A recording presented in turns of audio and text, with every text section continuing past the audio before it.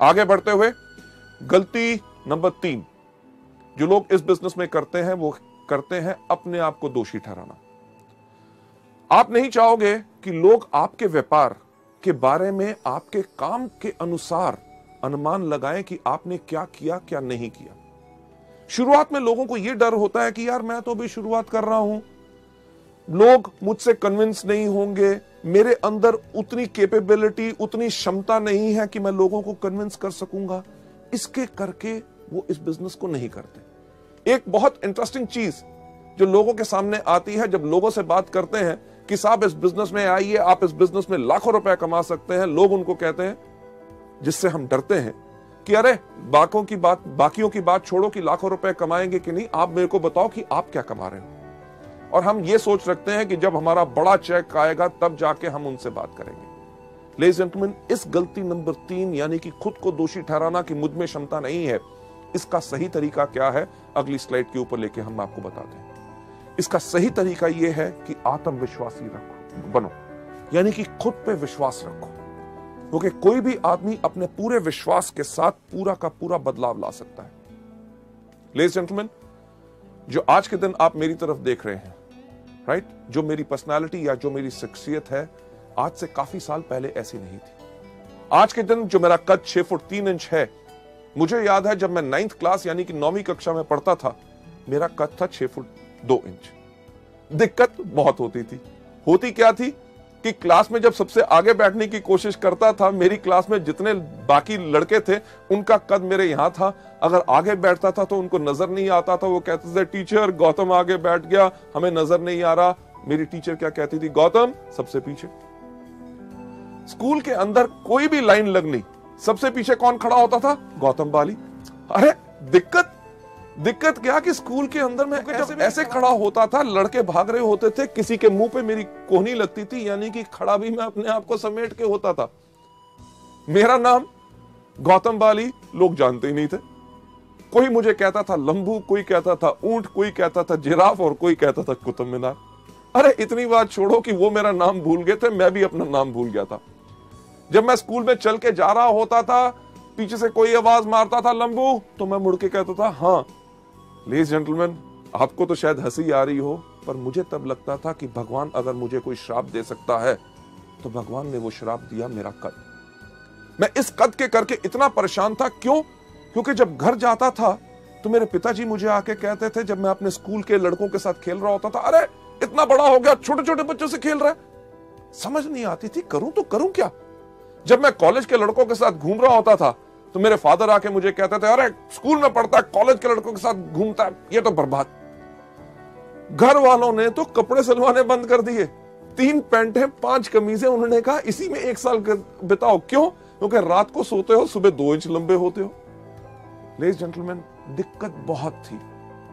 ये सोच मेरे दिमाग में थी, हमेशा रहती थी कि मेरे अंदर कुछ कमी है, कि मेरा कद बहुत ज्यादा लंबा है। जब मैं लोगों से बात करता था, उनकी आंखों के अंदर ध्यान से झांक के सोचता था कि ये मेरे कद के बारे में क्या सोच रहे हैं। इस सिर्फ एक सोच के साथ मेरी शख्सियत, मेरी पर्सनालिटी झुक गई। यानी कि जब मैं चलता भी था तो मैं इस प्रकार से चलता था ताकि लोग मेरा कद ना देख सके। यह सब मेरे साथ होता रहा जब तक मैं 2nd ईयर कॉलेज में नहीं गया।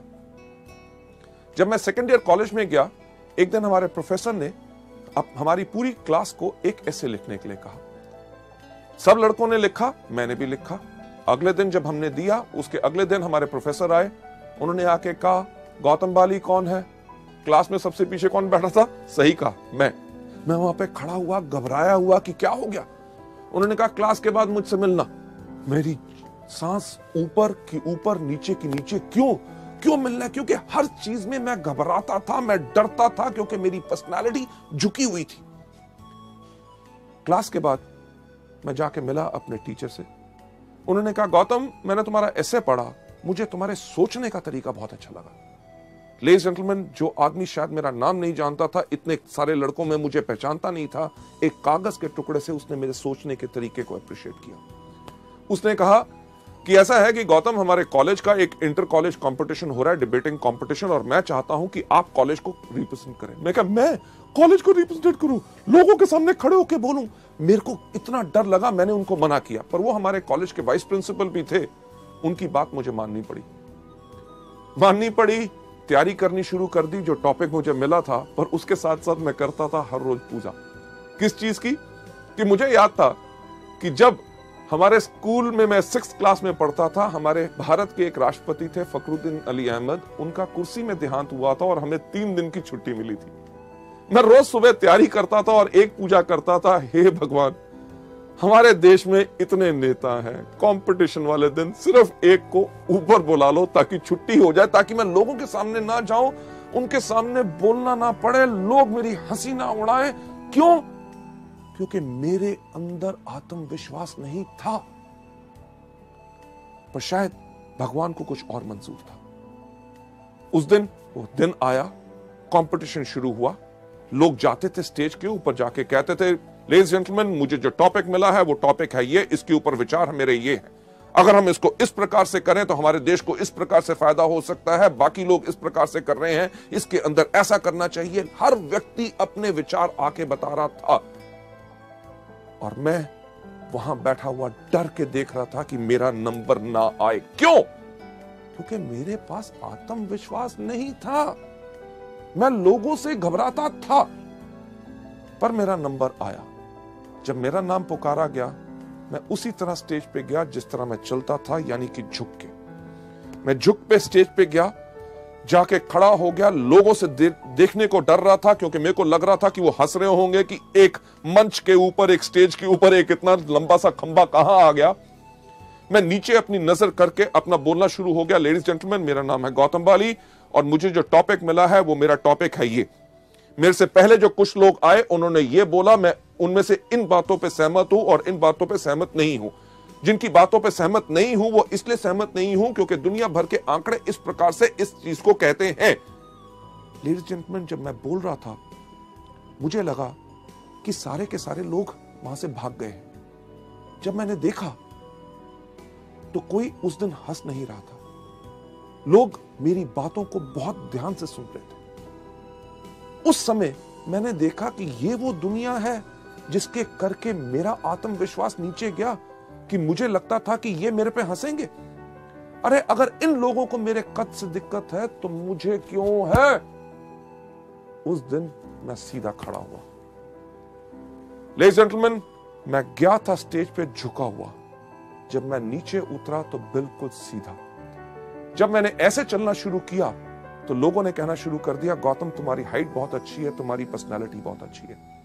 मैं एक बात कहना चाहूंगा कि कुछ नहीं बदला था। जिस दिन मैंने अपनी सोच अपने बारे में बदली, दुनिया ने अपनी सोच मेरे बारे में बदली। लेडीज जेंटलमैन, मैं यही चीज आपको बताना चाहता हूं, जो चीज ने मेरी जिंदगी में बदलाव लाया, कि जब आपके अंदर विश्वास है, लोग आपको गलत भी कहते हैं तो आपको कोई घबराने की जरूरत नहीं। इसका दूसरा सही तरीका, यानी कि सबसे पहले खुद में आत्मविश्वास। वेस्टीज का बिजनेस बेस्ट है, हमारे प्रोडक्ट्स बेस्ट हैं और इसके अंदर मैं सफल जरूर होऊंगा। दूसरा तरीका क्या है? पथ सलाहकार, यानी कि मेंटर। आपके अपलाइन यानी कि उनसे ऊपर जो सफल लोग हैं, एक पथ सलाहकार चुनो, एक मेंटर चुनो जो आपको मदद करने के लिए तैयार हो।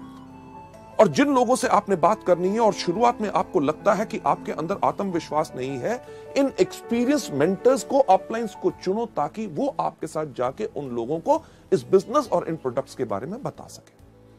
आगे बढ़ते हुए नेक्स्ट स्लाइड के अंदर मैं आपको बताना चाहूंगा, ये जो आपको पथ सलाहकार यानी कि मेंटर जो आपको सलाह देते हैं, उनको मानो। ये मत सोचो कि यार ये बॉम्बे से आए, ये दिल्ली से आए, ये बड़े शहर से आया है, ये छोटे शहरों के अंदर ये हमारे लोगों की क्या सोच है, उसके बारे में क्या कहेंगे। नहीं, क्योंकि इस दुनिया में जितने वो सवाल हैं जो हमारे बिजनेस के बारे में लोग उठा सकते हैं और पूछ सकते हैं, आपके सक्सेसफुल अपलाइंस वो सब जब उन सवालों का जवाब पहले ही देख चुके हैं। और जब भी मुश्किल खड़ी हो, अपने अपलाइन को फोन करो। ये मत सोचो अरे जब अगली बारी मिलेगा तब मैं पूछूंगा। नहीं, आपने करना सिर्फ एक काम है, जब भी मुश्किल खड़ी हो उनको याद करो। अगर कोई पूछता है स्पिरुलिना कैसे काम करता है, इसको कैसे लेना है, क्या होगा इससे, नोनी से क्या फायदा, फ्लैक्स से क्या फायदा, नीम से क्या फायदा है, डिटॉक्स पैड कैसे लगाने हैं, कंपनी के बारे में क्या है, कंपनी चलेगी कि नहीं, आमदनी आएगी कि नहीं, क्या ये बिल्कुल स्टेबल है, किसी चीज पे अगर आपको लगता है कि आप नहीं कर सकते, आपको कोई शक है, तो अपने अपलाइन से बात कीजिए। मुश्किल खड़ी हो तो उपाय के लिए उनको याद करें, वो आपकी मदद करें। सलाहकार की सहायता लें 2-on-1 करने के लिए। 2-on-1 यानी कि एक वो व्यक्ति जो आपका गेस्ट प्रोस्पेक्ट, जिसको आपने बिजनेस के बारे में बात बतानी है, उसके साथ 2 लोग, यानी कि आप और आपके अपलाइन जब जाके 2-on-1 करते हैं, यानी कि 2 लोग एक व्यक्ति के साथ बात करते हैं, तो ये बहुत ज्यादा इफेक्टिव होती है।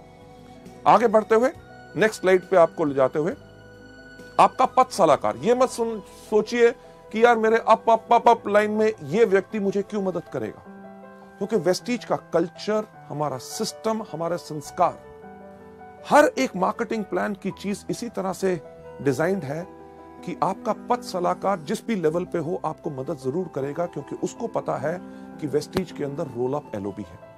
यानी कि आप जिस भी लेवल पे हो, अगर ऊपर वाले लोग भी आपको मदद करते हैं, आप के काम करने से उनको भी फायदा होता है।